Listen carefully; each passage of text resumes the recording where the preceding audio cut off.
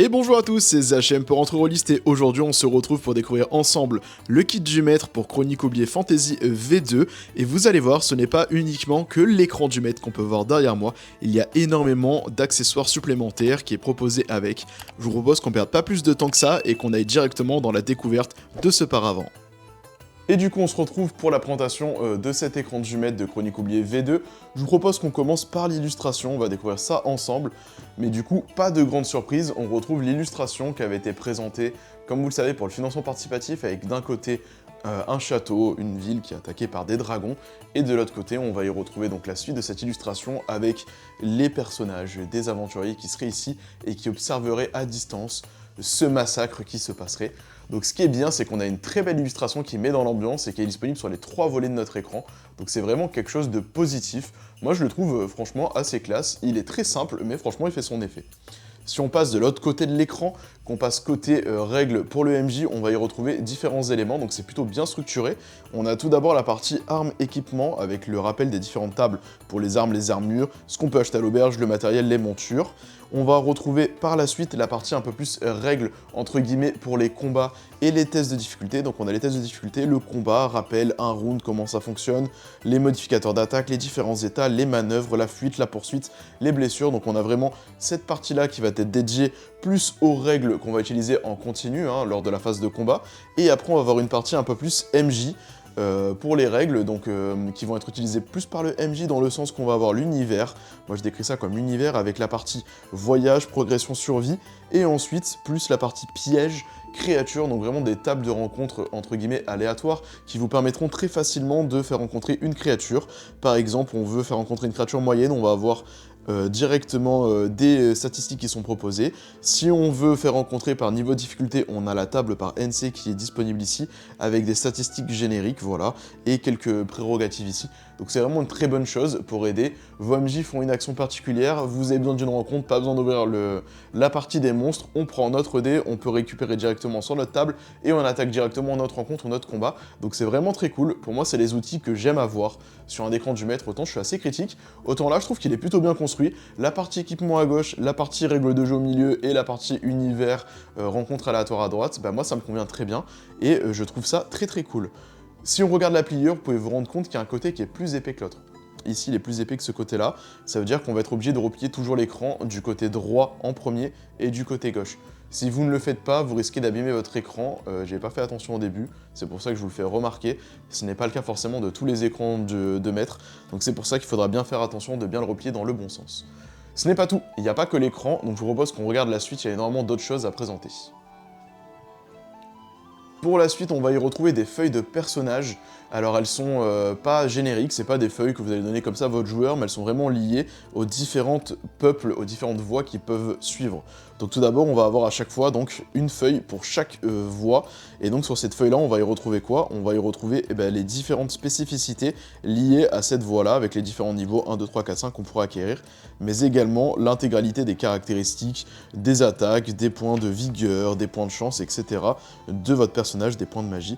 Donc on va y retrouver toute cette partie-là, donc c'est une feuille, elle n'est pas recto verso, elle est que recto, et elle va être accompagnée d'une autre feuille qu'on va découvrir, qui vont être cette fois un peu plus liées à votre classe, en fait, à votre famille d'archétypes que vous aurez choisi.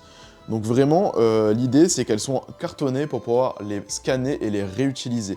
Chacune d'entre elles, donc elles ont vraiment une très bonne épaisseur, on a un très bon feeling, et donc après on va retrouver les différentes voies, donc l'arquebusier, et pour à chaque fois cette voie-là, on va y retrouver les différentes sous-voies qui existent avec les paliers à acquérir.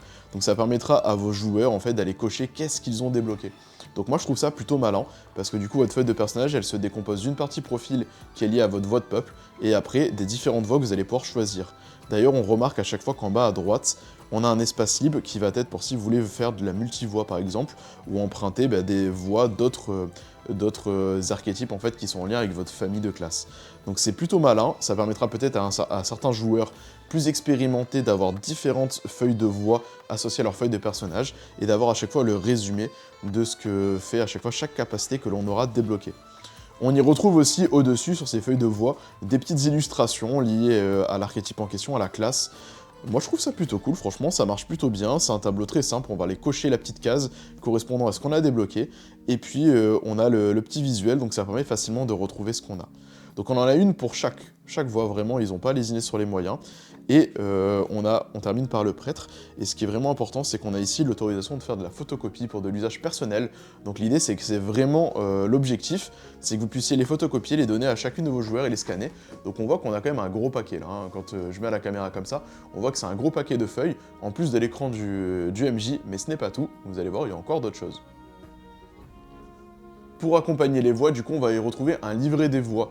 Ce livret-là, en fait, va regrouper tout ce qu'on va trouver dans le manuel des règles, dans le livre des règles, concernant les différentes voix. Donc on va avoir le résumé de chacune d'entre elles de manière simple, claire, qui vont permettre en fait de le mettre à disposition de vos joueurs sur la table. Et donc petit à petit, si jamais ils ont des questions, plutôt que chacun se passe le manuel de règles et qu'ils cherchent, parce que c'est quand même un gros manuel, ici on aura juste le petit livret et très facilement on va pouvoir trouver en fait le profil qu'on cherche et les différentes voix.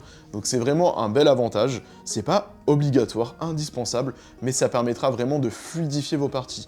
Et c'est vraiment le mot d'ordre pour moi de cet écran du MJ, c'est qu'on vous donne énormément de contenu qui est là pour fluidifier la partie et pour simplifier l'aspect règles. Comme on est dans un système quand même avec pas mal de règles, avec énormément de mécanismes, notamment avec les voix, parce qu'on va construire son personnage à la carte, en choisissant les différentes voix et les combinaisons qu'on veut faire pour créer son aventurier de toutes pièces, et ben on peut avoir différentes questions ou oublier des choses, et donc le fait d'avoir ces petits accessoires-là, ça va fluidifier le fonctionnement de la partie, et éviter de perdre un temps incalculable autour de la table, parce que beaucoup de joueurs ne maîtrisent pas forcément les règles sur le bout des doigts, et donc comme ça ils pourront aller vérifier pendant le tour des autres. Donc vraiment ce petit livret que moi je trouve plutôt cool et qui est vraiment pratique d'en avoir un, même en vrai je pense qu'il faudra en avoir 2 ou 3 autour de la table si vous jouez avec 5 joueurs. Mais ce n'est pas tout, il reste encore des choses. Le dernier élément qu'on va retrouver, c'est des petits jetons qu'on va pouvoir dépuncher, donc on en aura pour les points de mana. Donc ça, je trouve ça malin et très pratique, surtout pour les nouveaux joueurs, ça évite de tracer tout ça sur la feuille de personnage, ou alors de les tracer avec des dés. Donc on va avoir les points de mana et les points de vigueur. Donc les points de vigueur, on a 3 plaques qui sont les mêmes avec des jetons 1, 5 et 10, et qui permettront très facilement de gérer les points de vie comme on le ferait dans un jeu de société ou les points de mana. Donc on va pouvoir dire, bah t'as perdu 3 points de vigueur, au moins 3 jetons, tu fais ta monnaie, et c'est une manière plus simple que de gérer ça avec des dés. Donc vraiment, beaucoup de matériel. Pour moi, c'est vraiment un must-have pour les nouveaux joueurs, et justement, on va en parler dans la conclusion.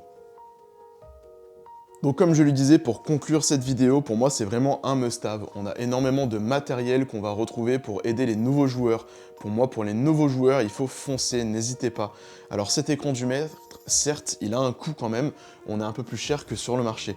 On est à 35 €. Pourquoi? Parce qu'en fait, ce n'est pas qu'un écran du maître, c'est pour moi des accessoires pour les joueurs et pour le MJ. Donc on est vraiment là pour fluidifier votre table de jeu. Pour le maître de jeu, vous aurez votre écran qui permettra de cacher vos dés, votre aventure et vous mettre tout le résumé que vous aurez besoin pour votre campagne. Et pour les joueurs, on a énormément de contenu pour simplifier en fait la gestion des combats et des règles autour de la table. Donc rien que pour ça, pour les nouveaux joueurs, je n'hésiterai pas, pour les débutants MJ ou joueurs, achetez votre livre de règles et prenez l'écran à 35 €.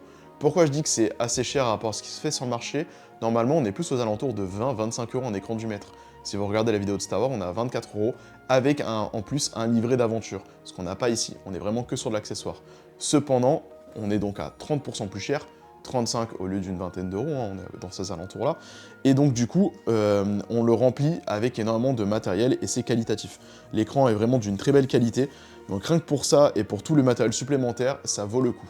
Si vous êtes expérimenté, la question va se poser, avez-vous besoin de ça? Je ne sais pas, c'est à vous de vous poser la question. Si vous aimez l'univers et que vous jouez tout le temps à Chronique Oubliée, n'hésitez pas, allez-y, le contenu est vraiment top. Si par contre vous jouez de temps en temps et que vous maîtrisez bien les règles, vous allez vous poser la question. Je ne suis pas sûr que vous en ayez réellement besoin, parce que les aides de jeu seront peut-être en trop pour vous. Certes, ça fait toujours du plus bel effet autour d'une table, donc c'est vraiment ça la plus-value que ça va vous apporter, mais ce sera à vous de savoir est-ce que mes joueurs ont besoin de tout ce matériel-là qu'il faudra transporter pendant les différentes sessions. D'ailleurs, le point négatif, je trouve, c'est que Blackbook propose de vendre les PDF à côté pour une quinzaine d'euros. J'aurais trouvé ça cool d'avoir un petit code là, que j'ouvre et que je fasse « Oh, un petit code !» et que je puisse aller télécharger directement en PDF les feuilles de personnages. Voilà, ce sera tout pour cette conclusion. Si vous êtes néophyte, allez-y, expérimentez ou connaisseur du jeu, posez-vous la question de est-ce que vous en avez besoin. J'espère en tout cas que cette vidéo vous aura plu, c'était Zachem. N'hésitez pas à vous abonner à la chaîne et à liker la vidéo. Et dites-moi en commentaire ce que vous pensez du coup de cet écran du maître pour Chronique Oubliée V2. Et on se retrouve très bientôt, racontez-vous de belles histoires et amusez-vous bien.